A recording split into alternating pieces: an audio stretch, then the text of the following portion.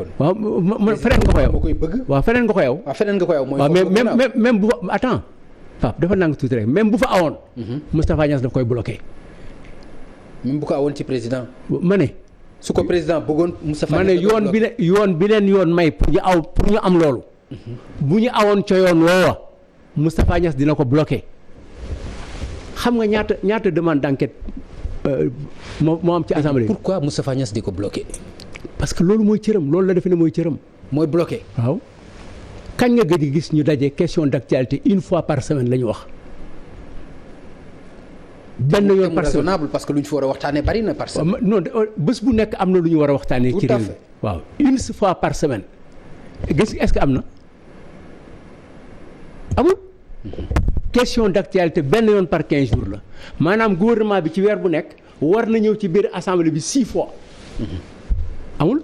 yu mel noonu parfois ma suivre la nga di ci bind par exemple parfois ñu wax ministre de l'économie et des finances assemblée nationale nga ne lu mel nii warul jàll wala par exemple ñu convoqué lu jëm ci bracelet électronique yi le ministre de la justice war a ñëw ñu ne ñëwul est-ce que yooyu itam nekkul yoo xam ni. xam nga loolu xam nga ministre de la justice bi muy ñëw président de la moo bind décret wax ne loi sàngam nañ ko yóbbu assemblée. wax ne ministre de la justice garde des Sceaux yow yaay dem waxtaan ak assemblée bi waxul keneen dañu ne émission bi Papa Ngagne moo koy def Papa Ngagne du Aba bu ma ñëwee ci émission bi fekk fi Aba war naa mën am fayda dem ñoom ministre bi ñëw na ci commission bi waxtaan ak député yi ba pare mu am fa Covid 19. mu nekk quarantaine. moom mu toog quarantaine. waaw bu ñu defee quarantaine bu keneen waree ñëw mais président bindaat décret ne dina ñëw. c'est-à-dire loolu su amul ay violation am na wala lan moo am. non xam nga violation bi dafa bàgg sax ba ci espèce yu nekk violation morale.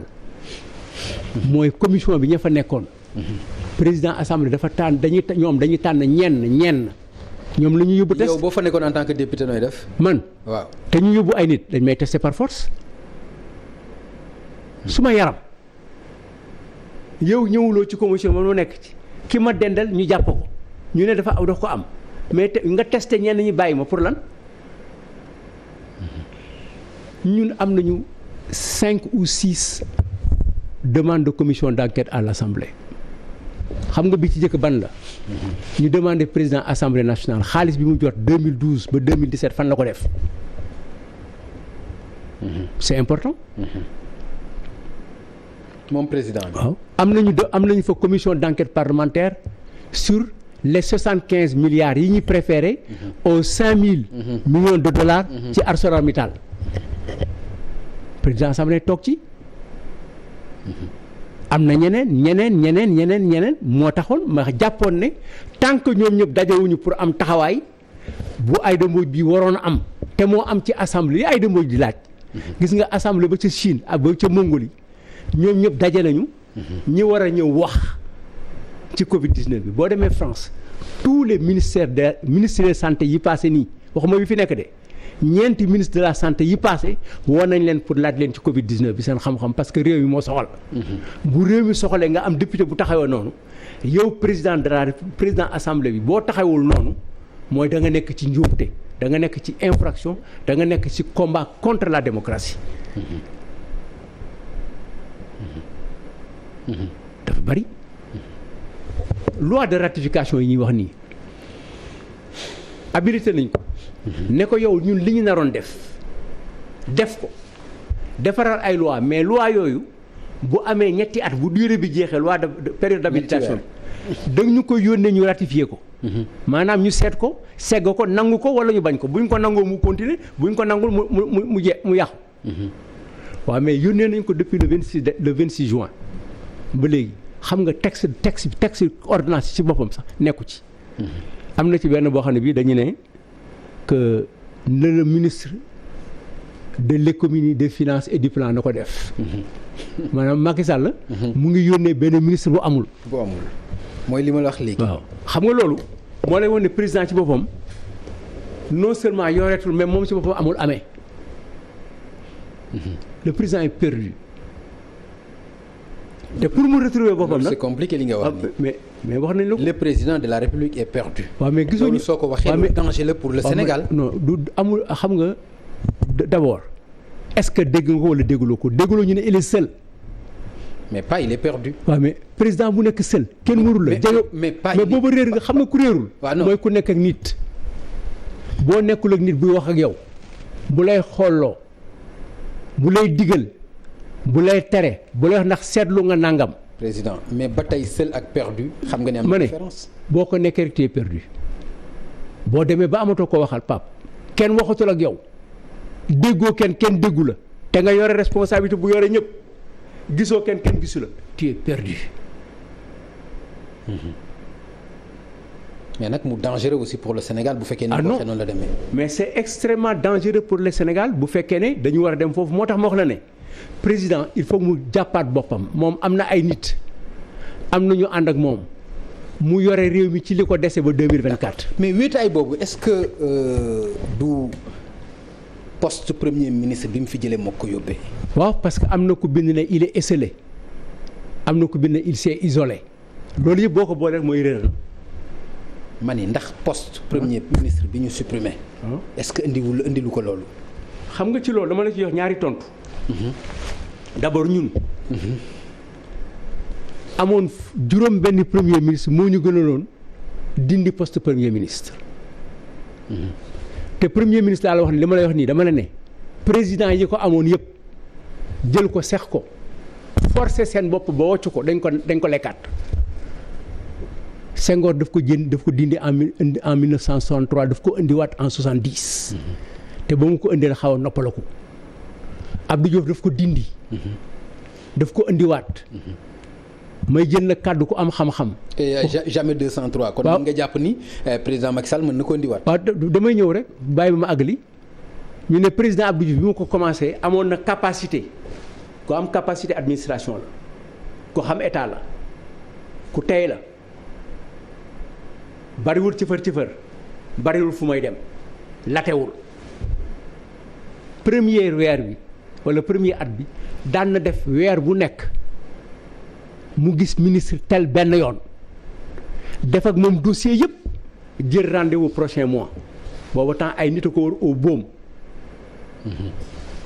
maa dégg ci kàddu ko Ablaye Matar te ci li may wax nii daf ko jàng mu ne dem nañu ba si yàgg toog na ay weer dootul gis ministre yi mu daan gis weer xam nga boobu lu ko dal charge ba mu yenu woon mu ngi ko jël daf ko séparé woon ñaari gëléem ku nekk yenu moom nag bi mu nekkee bëy mu yen ko boppam du dem président Macky Sall loola def am na ci droit indiwaat ko am na ci droit ban ko indi mais dama ne suñu réew ni mu dox tàmmee dox ni mu doxee dafa miin premier ministre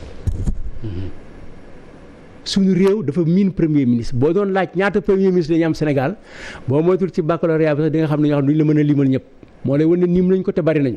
mais da nga ko séddale tout à l'heure grandeur am est-ce que kon mën nga yaakaar nga ni kuy mën a juum la ci ay actam. waaw oui si mais Pape juum ci nit la nekk te président de la moo jafe dafa metti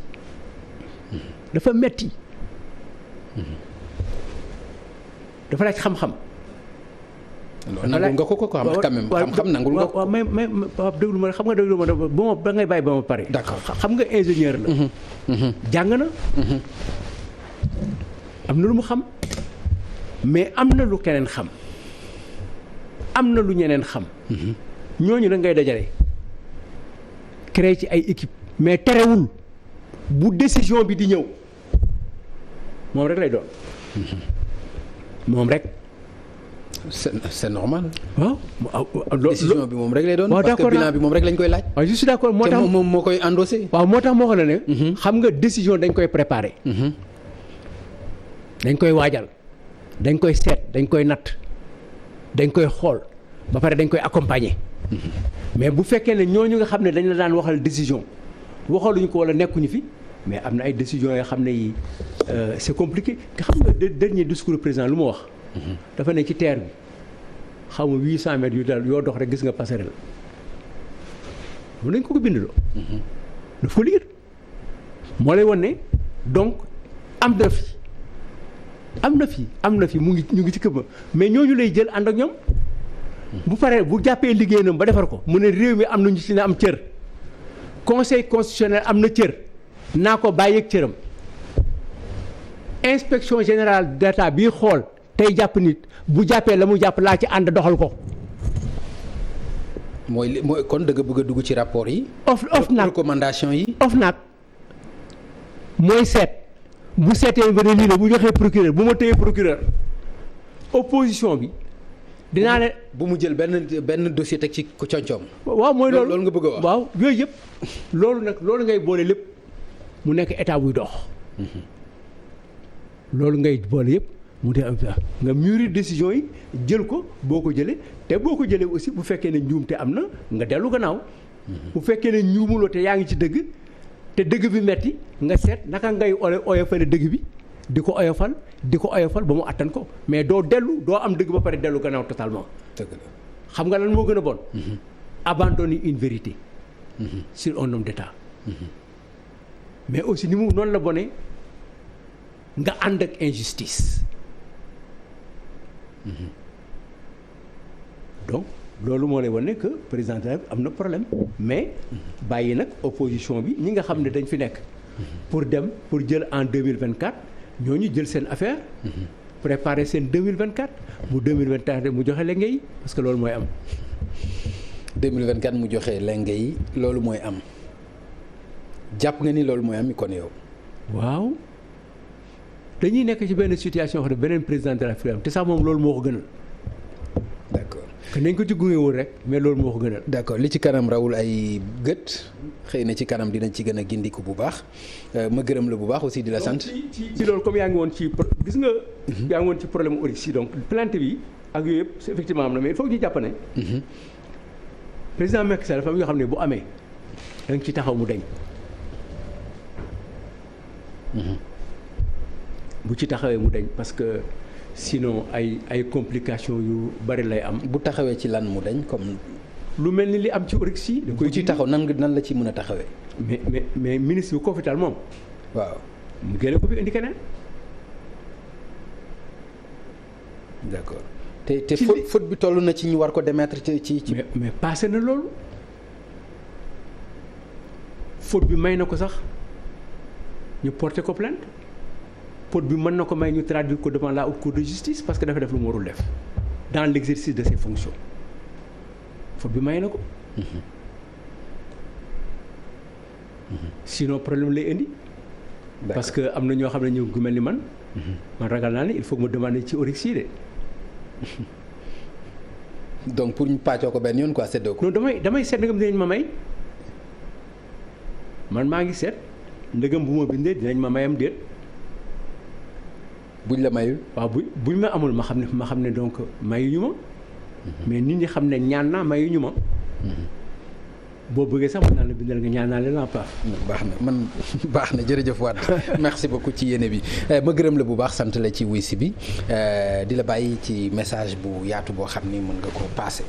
Pape man maa ngi lay gërëm bu baax a baax di fàttali rek ñi nga xam ne ñoo ñuy déglu dafa waroon tey rek mu am ay rétablir la vérité. wax li nga xam ne moo am te muy lu nga xam ne lii xam naa ne. mën nañu seet nuñ koy justifier mais li ma wax lu am la. ci parti bi ak sunu parti. ak ñi nga xam ne génn nañu dem ci parti ak ki nga xam ne moom ni mu waxoon Madické lañ ko wax. jëfam génn na ko ci parti bi. ñi ci des nag sunu ay xarit la ñoo daan ànd. bañ leen fale secrétariat national dañuy bind lettre wala ñu ñëw seen rajo ne démissionné nañu. ñooñu ñu leen di déglu parce que ba léegi. xam nañ ne rek ñu ngi formé parti mais waxaguñu ne ndegam dañuy génn ci parti ba mu déet xam naa ne moom plainte ba bàyyi nañ ko mais war na boo demee nag ba ne da ngay dem ci beneen parti da ngay créer parti war nga am matuk ne man génn naa ci parti sangam ci laa nekkoon du dëgg loolu may fàttali sunu militant PDS wax leen ne le parti est debout comme li ma waxoon fii le PDS est un parti qui compte. su ma rak Toussaint Manga wax na ne c'est le parti qui fait l'homme et non l'homme qui fait le parti. PDS noonu la bindee noonu la dundee noonu la màggee noonu la yaroo. activités yi arrêté nañ ko parce que mesure nationale moo ko laaj. ñu ngi fàttali nit ñi ne war nañu génn war nañu dem war nañu seet mais feebar bi toll na foo xam ne fii tey amul kenn koo xam ne kii tiitalu la d'abord ci ay information yuy manqué. li may wax nag dama ko dund. am naa ko feebar génn àdduna ci Covid nekk na hôpital ay fan kenn laaju ko ndegam feebar na am déet kenn seetu ko ba mu génn àdduna ñu soog ko. ñu xamee ni Covid la aussi. déglu ma rek Pape il faut ngay déglu tamit. baal ma sa message la sax mais baal ma quand même. xam nga mais bi mu dee ba pare. la ñuy soog a wax ne am na Covid. ñu koy seet ci statistiques yi jour ba mu dee ba mu am fukki fan ak juróom waxuñu ne bërëb sàngam diw dee na fa comme Covid. te man xam naa léegi ñoo xam ne ñi ñu ngi seen kër la ñuy fajoo demuñu feneen. moo lay wan ne donc Covid bi am na ci ay information yoo xam ne ñun xamuñu ko. boole ci it am na lu nëbbu suma kilifa wax na ne ministre de la santé ne ko wax leen sénégalais yi li xew. dites-leur la vérité. la suma nijaay sëñ Babacar Mansour wax. président de la République ñëwaat mu ne ko dites aux Sénégalais toute la vérité. ci ni ñu ko bind ñoom ñi bind de dafa mel ni bii dafa ne waa ji waxal dëgg rek mais bii dafa ne wax leen dëgg gi yëpp. ñu ngi situation bu metti bu compliqué boo xam ne bi Sénégal fan yi di ñëw yaakaar ne test yi dina wàññeeku. bu test yi wàññeeku yaakaar naa ne feebar bi dina wàññeeku. mais nit ñi dañuy déplacé wu ak feebar bi dem feneen. bu ñu demee nag bàyyi ko foofu dellusiwaat fii jële foofu indiwaat dinañ nekk ay situation yu compliqué moo tax gouvernement bi war nañ jëlaat ay décision pas wax rek nit ñi toog leen seen kër jël leen seen responsabilité moom moo am responsabilité wu protéger sénégalais yi fu ñu mënti nekk. merci beaucoup. président Macky Sall li ma la waxoon ca fële ku feebar nekk sa kër. moo la war a fekk fa nga nekk bu la indiwul fenn. seet noo def wala moo yónnee ko la seet. d'accord jërëjëf. mënoon na ko bañ fële. ca Wuhan. waaw mais dun baaba jéey kel sàkkal raw paal. soriwul pour mu def ko. loolu lañ koy laaj. merci beaucoup. c'est bon. jërëjëf président Doudou Wade ñu gërëm la bu baax mu nekkoon suñu gan tey ci seen émission Faram Facce ak télévision Futur Média moom ñu dañuy am mbégte.